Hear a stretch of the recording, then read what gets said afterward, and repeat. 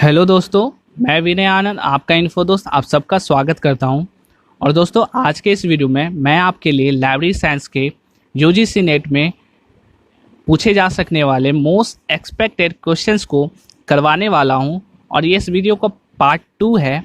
सो इस वीडियो को पूरे लास्ट तक देखना, क्योंकि लास्ट में मैं आपके लिए असर्शन रीजन वाले भी क्वेश्चंस करवा रहा हूं।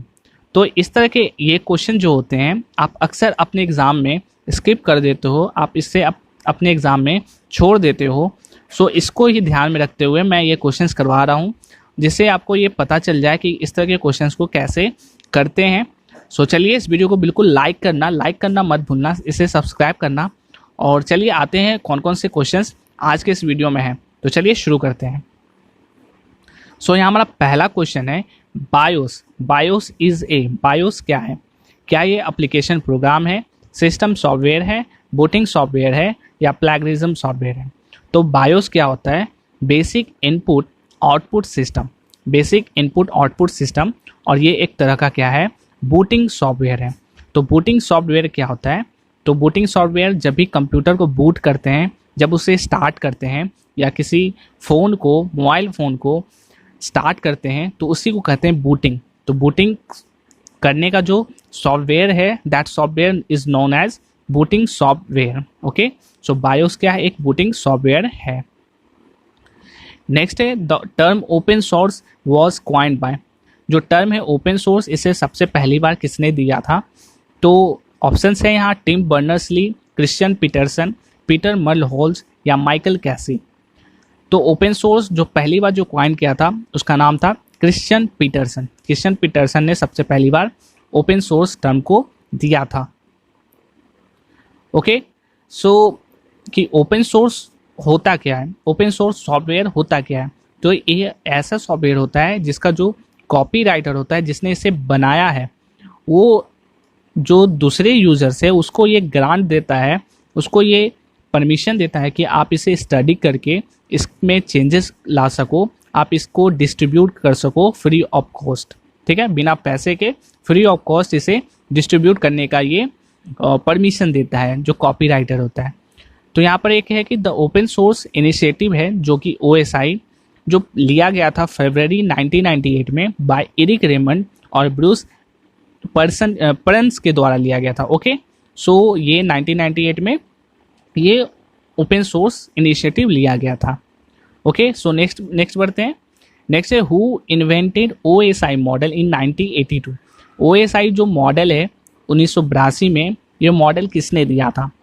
सो किसने इसने इन्वेंट किया था? तो मैंने इस पर एक वीडियो बनाया था, OSI मॉडल कैसे कैसे वर्क करती है, एक स्टोरी के माध्यम से मैंने बताया था कौन कौन से लेयर हैं, इसे कैसे याद रखते हैं। तो उस वीडियो को जाकर एक बार देख लेना। तो यहाँ पर है कि किसने इन्वेंट किया है? तो BSO ने, ISI ने, इंडियन स्टैंडर्ड ऑर्गेनाइजेशन ने या इंटरनेशनल स्टैंडर्ड ऑर्गेनाइजेशन ने। तो OSI मॉडल है उसे इंटरनेशनल स्टैंडर्ड ऑर्गेनाइजेशन ने इन्वेंट किया था। तो इसमें क्या है? 7 लेयर्स होते हैं। OSI के 7 लेयर्स हैं। तो कौन कौन से लेयर है? फिजिकल लेयर है, डेटा लिंक लेयर है, नेटवर्क लेयर है, ट्रांसपोर्ट लेयर है, सेशन लेयर है, presentation layer and application layer. तो ये क्या है? इसके 7 लेयर्स है OSI मॉडल के। और मैंने एक तरीका भी बताया था आपको याद रखने का।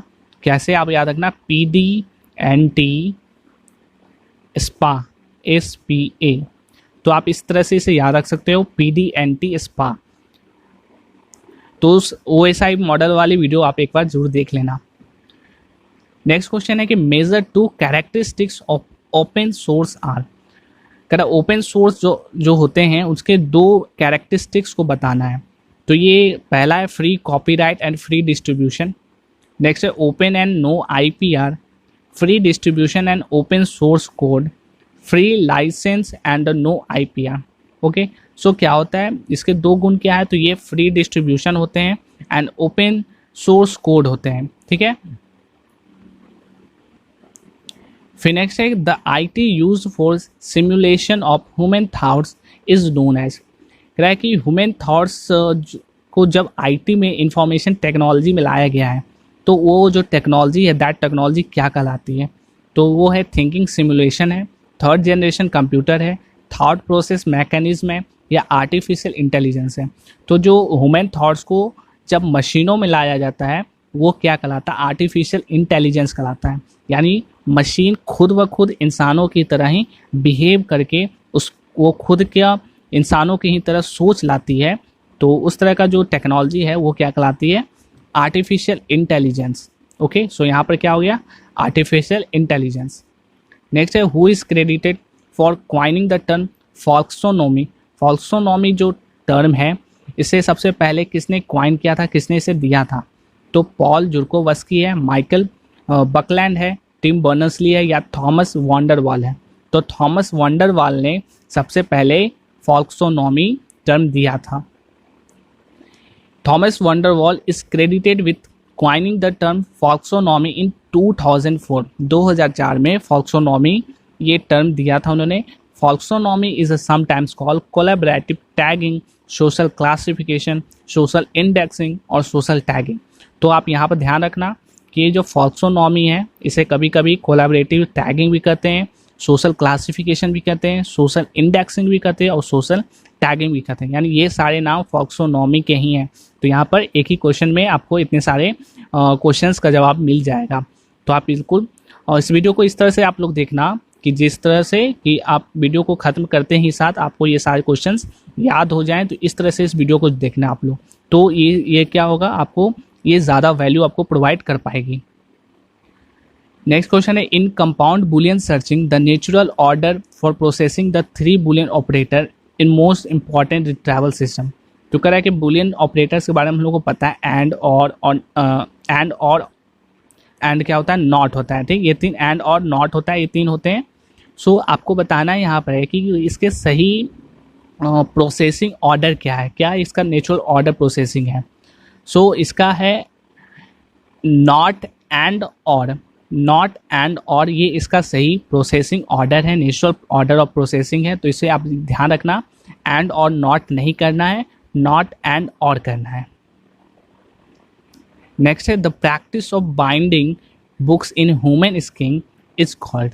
जब इंसानों के स्किन का यूज़ किया जाता है बुक को बाइंड करने में, तब इसे क्या कहा जाता है? तो इसे एंथ्रोपोडर्मिक बिब्लियोपेजी कहा जाता है, बिब्लियोग्लोबस कहा जाता है या बिब्लियोमेंसी कहा जाता है। तो अगर आपको मीनिंग पता हो तो एंथ्रो का मतलब होता है इंसान, मानव। तो एंथ्रो जहाँ पे आ जाता है उसका मीनिंग होता है मानव से, ह्यूमन से होता है। तो ह्यूमन स्किन जब बुक के बाइंडिंग करने में यूज़ किया जाता है तो उसे कहा जाता है एंथ्रोपोडर्मिक बिब्लियोपेगी, और बिब्लियो का मतलब होता है बुक। नेक्स्ट क्वेश्चन यहाँ पर है rules 215 in general financial rules 2017 of government of India is related to the following. कह रहा है कि रूल नंबर 215 जो कि गवर्नमेंट ऑफ इंडिया के द्वारा जनरल फाइनेंशियल रूल 2017 में दिया गया था, वो किससे रिलेटेड है? यानी 215 जो रूल है 2017 में किससे रिलेटेड है? या कॉलम ऑफ एक्सेशन रजिस्टर से है, फिजिकल वेरिफिकेशन ऑफ बुक से है, डेफिनेशन ऑफ गुड से है या physical verification of fix asset से है। तो ये 215 जो रूल है, रूल नंबर 215वां है, ये है फिजिकल वेरिफिकेशन ऑफ बुक्स से है, जो कि जनरल फाइनेंशियल रूल 2017 में गवर्नमेंट ऑफ इंडिया के द्वारा दिया गया था। नेक्स्ट क्वेश्चन है वेबसाइट और कंटेंट्स फ्रीली सर्चेबल और accessible to all users over the internet is. कह रहा है कि जो भी वेबसाइट्स होते हैं, जो भी कंटेंट्स होते हैं वो फ्रीली सर्चेबल होते हैं, फ्री में उसे सर्च करते हैं, उसे एक्सेस करते हैं इंटरनेट के थ्रू। तो इस तरह के वेब को क्या कहा जाता है? तो क्या ये सरफेस वेब या सैलो वेब है, डीप वेब है या प्रोप्राइटरी वेब है या प्राइवेट वेब है? तो इस तरह के वेब को कहा जाता है सरफेस वेब या शैलो वेब। दो नाम है यहाँ पर, सरफेस वेब और शैलो वेब। तो ये इस तरह के वेब है जो फ्रीली हम लोग एक्सेस करते हैं, फ्रीली सर्च करते हैं। अब नेक्स्ट यहाँ पर क्वेश्चन है असर्शन रीजन वाले क्वेश्चन है, तो आप बिल्कुल इसे ध्यान से देखना और समझना कि क्या क्वेश्चन है। पहला है क्या कि असर्शन में all research requires hypothesis to be propose and tested. Okay, यहाँ पर असर्शन है ऑल रिसर्च, जितने भी रिसर्च होते हैं सभी रिसर्च को हाइपोथेसिस रिक्वायर्ड होता है। ठीक, सेकेंड रीज़न क्या है कि no research is complete without testing of hypothesis. और कोई भी रिसर्च जो होता है वो हाइपोथेसिस के टेस्ट किए बगैर नहीं होता है। तो पहली बात तो कि जितने भी रिसर्च है वहाँ पर सभी रिसर्च में हाइपोथेसिस होना ये सही नहीं है। हर जगह हर रिसर्च में हाइपोथेसिस होना कंपलसरी नहीं है। तो पहला यहाँ जो असर्शन है वो तो गलत हो गया कि सभी रिसर्च में हाइपोथेसिस होना चाहिए, नहीं, ये ऐसी बात नहीं है, ऐसी ज़रूरत नहीं है। अब सेकेंड है कि जब no research is complete without testing of hypothesis, और बिना टेस्टिंग हाइपोथेसिस के टेस्टिंग के बिना ये नहीं हो सकता। तो बिल्कुल ये भी गलत है, क्योंकि जब हाइपोथेसिस ही नहीं होगा तो फिर इसे टेस्ट कैसे किया जा सकता है। ओके, सो यहाँ पर असर्शन ए भी गलत है और इसका जो रीज़न है आर वो भी गलत है, यानी दोनों यहाँ पर फॉल्स हैं। नेक्स्ट क्वेश्चन है, यहाँ भी असर्शन रीजन क्वेश्चन है। नेक्स्ट है कि colon classification is the most successful classification scheme in India.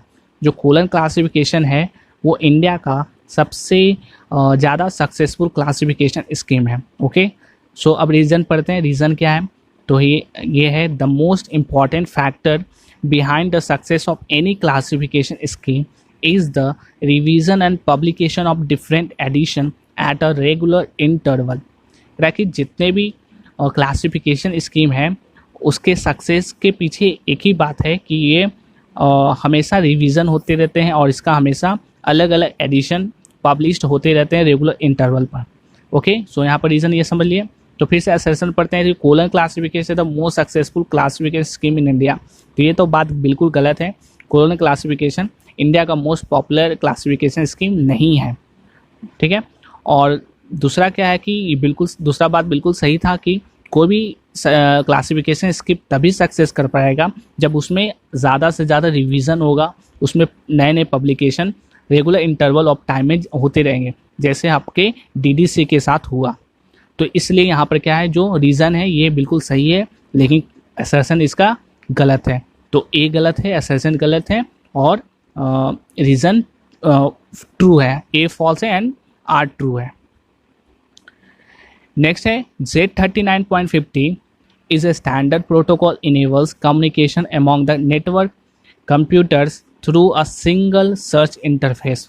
Okay, so Z39.50 है, इस पर मैंने एक वीडियो बनाई है, तो इस वीडियो को जाकर आप देखना जाकर। सो यहाँ पर है कि एक जो Z39.50 है एक स्टैंडर्ड प्रोटोकॉल है जो कि कम्युनिकेशन करने में मदद करता है नेटवर्क के बीच में। ओके, सो ठीक है।